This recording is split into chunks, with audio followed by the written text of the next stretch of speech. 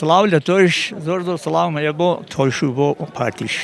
چه گروتینێکەوە بەشداری بانگەشی هەڵبژاردننی پارتیت کردووە؟ وەڵڵای ئینشەڵا بۆ گروتینەوە کە ئامادەم منیش وەکو ئەم خەڵقە هەمووی هاتووم بۆ ئێرە و کە حەزم لێیەتی و کە پارتی سەرکەوێ ئینشەڵا و کە دەنگی چاک بێنین و کورسی چاک بێنین لە هەموو جارەکانی تر باشتر. مەسلەکان تا هەستەکەم لە هەورامانەوە هاتووی. ئەم لە هۆرەمانە هاتووم لە خورماڵ و خەڵکی منتەقەی هۆرەمانم هانەیدن لە خورماڵ دانیشم. چەند دڵخۆشی ئەمڕۆ بەشداریت کرد؟ وەڵاهی زۆر زۆر پێم خۆش بوو، زۆر زۆر پێشم خۆشە کە هاتووم. چی دێ لەسەر پارتی دیموکراتی کوردستان؟ واللهی ئەومە ئینشەڵا پارتی دیموکراتی پارتی خۆمان سەرکەوێ بەسەر هەموو حیزبەکانی ترا لەبەرەوە هەر پارتیە ئیشەکا بۆ کورد و هەر پارتیشە عەزێتی کێشاوە لەگەڵ خەڵقە.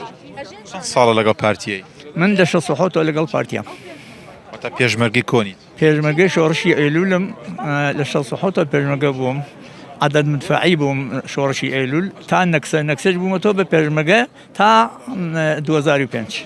چەند شانازیە پێشمەرگایەتی خۆتەوە دەکەیت؟ وەڵاهی زۆر شانازیەکەم تا ئیسە لە خۆیان بە زیاد بێ کە هەر سەر کۆتوین و هەر سەرژەکەوین ئینشەڵڵا.